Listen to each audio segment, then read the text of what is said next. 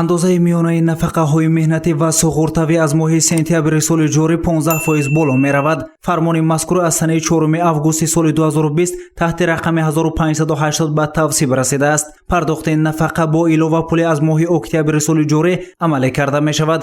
тибқи маълумоти масъулини соҳа, маоши вазифавии кормандони ташкилоту муассисаҳои соҳаи маориф, илм, фарҳанг, варзиш, ҳифзи иҷтимоӣ, соҳаҳои воқеии иқтисодиёт ва кормандони дигар ташкилоту муассисаҳое ки аз ҳисоби буҷети давлатӣ маблағ гузор мешаванд ба андозаи 15% зиёд карда мешавад. ҳамчунин стипендия ё худ идрорпули донишҷӯён ва нафақа низ ба андозаи дар боло зикр гардида афзун карда мешавад. албатта фармони навбатӣ ишора мекунад ки баланд бардоштани неркӯи аҳолии мардум алахсус дар давраи пандемия таҳти таваҷҷӯҳ ва назорати бевоситаи асосгузори сулҳу ваҳдати миллӣ пешвои миллат президенти ҷумҳурии Тоҷикистон муҳтарам Эмомалӣ Раҳмон қарор дода дар фармони мазкур қайд карда шудааст ки ҳукумати мамлакат яъне ки муваззаф карда шудааст ки бо назардошти истинодҳои фармони ба тавсиб расида дар давоми 1 моҳ тамоми санадҳои нерӯи ҳуқуқиро ба танзим дароварда бобати дарёфти сарчашмаҳо вобаста ба таъмини саривақтии пардохти ҳам афзоишёбии музди меҳнат, ҳам афзоишёбии нафақа ва кӯмакпулии иҷтимоӣ, инчунин стипендияи донишҷӯён чораҷӯӣ намояд. ҳамчунин бо фармони пешвои миллат президенти кишвар Эмомалӣ Раҳмон маоши вазифавии кормандони ташкилоту муассисаҳои соҳаи тандурустӣ низ ба андозаи 15% зиёд гардид. Дар ҳолати 1 июли соли 2020 дар миқёси шаҳру ноҳияҳои вилоят шумораи умумии нафақагирон 230335 нафарро ташкил медиҳад ки нисбат ба ҳамин давраи соли гузашта 5807 нафар зиёд мебошад.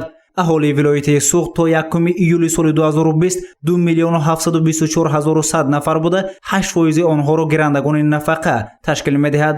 андозаи миёнаи нафақа бошад ба 288 сомонӣ баробар шудааст. аз миқдори 184200 нафар аҳолии шаҳри Хуҷанд 19000 нафарашонро нафақагирон ташкил медиҳанд ки ҳудуди 10% аҳолии шаҳр мебошад. нафақахӯрон нисбат ба ҳамин давраи соли гузашта 73 нафар кам гардида андозаи миёнаи нафақа дар шаҳр 378 сомониро ташкил медиҳад. дар маҷмӯъ ба ҳолати 1 июли агар соли 2020 назар афканем, талаботи нафақа ва кӯмакпулии иҷтимоӣ дар ин давра албатта беназардошти хароҷотҳо аз ҳисоби андози иҷтимоӣ дар миқёси шаҳрноҳияи вилоят ба 4.4 миллион сомонӣ баробар гардидааст ки ин нишон дод нисбат ба ҳамин давраи соли гузашта ба андозаи 1.6 миллион сомонӣ ё ин ки 0.4% афзоиш ёфтааст. ва албатта пас аз амалишавии фармони навбатии асосгузори сулҳу ваҳдати миллӣ ки равона гардидааст ба пеш аз ҳама афзоишёбии андозаи ҳам нафақа ҳам ва музди меҳнати кормандони соҳаи бюҷетӣ, талаботи умумии нафақа низ яъне ки албатта афзоиш меёбад ки ин ҳам яке аз самтҳои таъмини иҷрои ӯҳдадории иҷтимоии давлат дар назди шаҳрвандон арзёбӣ мегардад. теъдоди гирандагони нафақаи маъюбе ки дар қайди сохторҳои маҳаллии раёсат қарор доранд 46491 нафарро ташкил медиҳад. ин нишондиҳанда нисбат ба ҳамин давраи соли гузашта ба қадри 270 нафар ё 0.6% афзоиш ёфтааст. яъне дар маҷмӯъ аз теъдоди гирандагони нафақа дар миқёси вилоят 20.2%ро гирандагони нафақаи маъюбе ташкил медиҳад. дар умум ҳаҷми нафақа 15% боло рафта охири моҳи сентябр дастраси нафақагирон мегардад. гузориши Саид Мухтори Саиданвар, Наимҷон Аюбов, хабар.